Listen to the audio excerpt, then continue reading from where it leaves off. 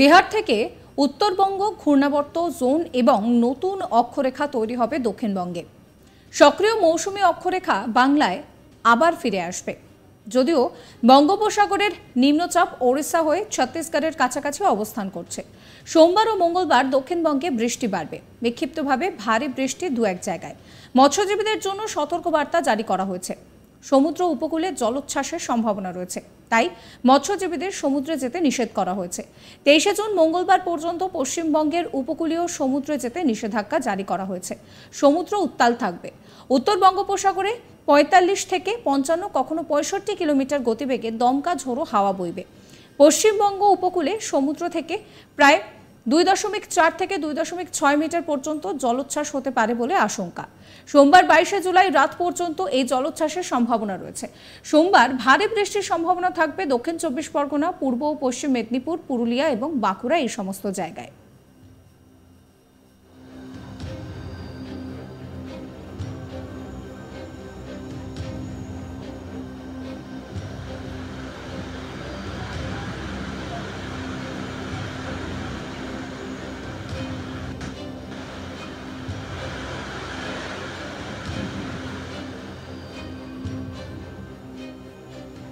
এবার যদি কলকাতার কথা বলি, তাহলে কলকাতাতেও কিন্তু একইভাবে বজ্রবিদ্যুৎ সহ কয়েক পশলা বৃষ্টির সম্ভাবনা রয়েছে।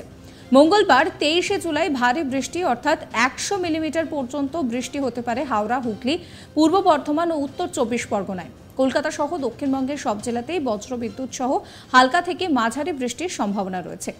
বুধবার থেকে বৃষ্টির পরিমাণ কমলেও সব জেলাতেই বিক্ষিপ্তভাবে বৃষ্টির সম্ভাবনা থাকবে। সোমবার এবং মঙ্গলবার গাঙ্গেয় পশ্চিমবঙ্গে হোয়াইট স্প্রেড রেন, স্থানীয়ভাবে ভারী বৃষ্টির সম্ভাবনা। বাতাসে জলীয় বাষ্প বেশি থাকবে, তাই অস্বস্তিও থাকবে।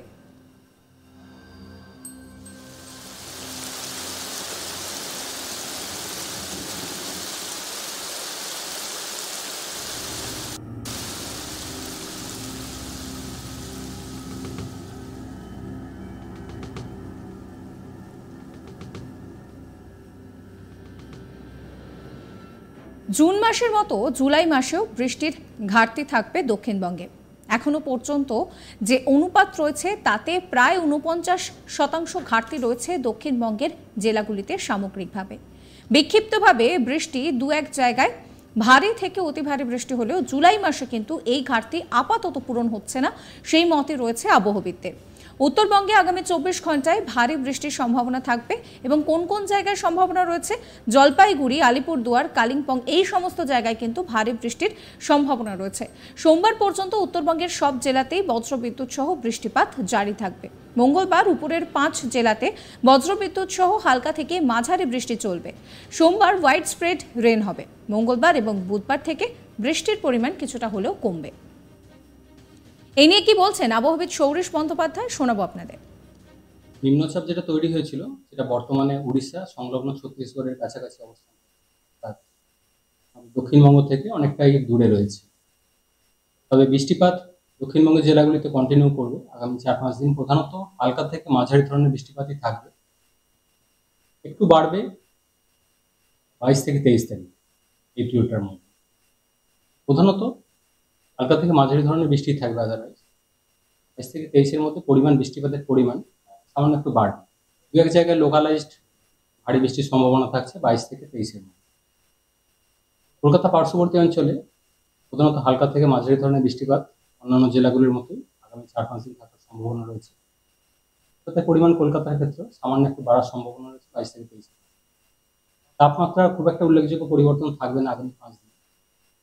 কলকাতা পার্শ্ববর্তী অঞ্চলে দিনের সর্বোচ্চ তাপমাত্রা 32 ডিগ্রি কাছাকাছি, সর্বনিম্ন 27 ডিগ্রি কাছাকাছি থাকার সম্ভাবনা। মৎস্যজীবীদের জন্য সতর্কতা রয়েছে 21 থেকে 23 এই পিরিয়ডে সমুদ্রে, কারণ সমুদ্রে স্ট্রং হাওয়া রয়েছে, হাওয়ার গতিবেগ অনেকটাই বেশি রয়েছে এবং বৃষ্টিপাতের সম্ভাবনা থাকছে সমুদ্রের এলাকায়। তাই 21 থেকে 23 এই পিরিয়ডটা মৎস্যজীবীদের সমুদ্রে যেতে নিষেধ করা। উত্তরবঙ্গের জেলাগুলির জন্য বৃষ্টিপাতের পরিমাণ কিছুটা বেশি থাকবে আজকে দিনটা 21 তারিখ। মেনলি উত্তরের যে 5টা জেলা রয়েছে এই জেলাগুলি জলপাইগুড়ি, কালিম্পং, আলিপুরদুয়ার এই জেলাগুলো লোকালাইজড হয়তো দু এক জায়গায় ভারী বৃষ্টির সম্ভাবনা বুঝতে পারি। এছাড়া উত্তরবঙ্গে অন্যান্য দিনগুলো প্রধানত হালকা থেকে মাঝারি ধরনের বৃষ্টিপাত, এই যেটা সামান্য একটু বাড়বে হয়তো বৃষ্টিপাতের পরিমাণ 22 থেকে 23-এর মধ্যে। মেনলি একটা নিম্নচাপ অক্ষরেখা বা ঘূর্ণাবর্ত পশ্চিমবঙ্গের কাছাকাছি আসার সম্ভাবনা রয়েছে, এই কারণে কিছুটা বাড়ার সম্ভাবনা রয়েছে 22 থেকে 23। বর্তমানে দক্ষিণবঙ্গে ঘাটতির পরিমাণ রয়েছে প্রায় 49%-এর কাছাকাছি।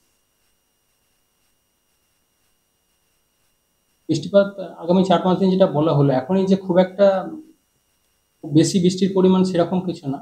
মেনলি হালকা থেকে মাঝারি ধরনের বৃষ্টিপাতেরই পূর্বাভাস থাকছে আগামী 5 দিন।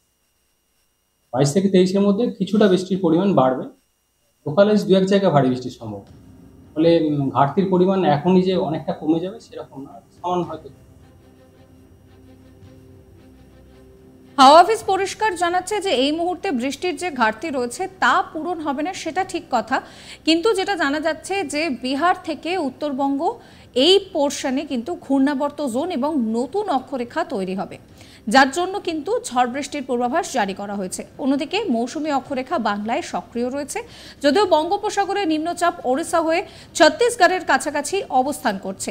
সোমবার এবং মঙ্গলবার দক্ষিণবঙ্গে বৃষ্টির পরিমাণ বাড়বে, সেই কথাও কিন্তু বলছে আলিপুর আবহাওয়া দফতর। অন্যদিকে উত্তরবঙ্গের দিকে যদি আমরা নজর রাখি, উত্তরবঙ্গেও কিন্তু বৃষ্টির পরিমাণ বাড়বে। আবহাওয়া দফতরের তরফ থেকে ঠিক কি বলা হচ্ছে আরো একবার শোনাবো আপনাদের। নিম্নচাপ যেটা তৈরি হয়েছিল সেটা বর্তমানে উড়িষ্যা সংলগ্ন ছত্তিশগড়ের কাছাকাছি অবস্থান, দক্ষিণবঙ্গ থেকে অনেকটাই দূরে রয়েছে।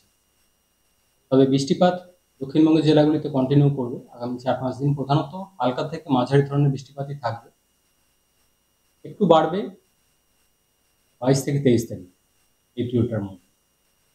প্রধানত হালকা থেকে মাঝারি ধরনের বৃষ্টি থাকবে, আদারওয়াইজ 22 থেকে 23-এর মধ্যে বৃষ্টিপাতের পরিমাণ সামান্য একটু বাড়বে।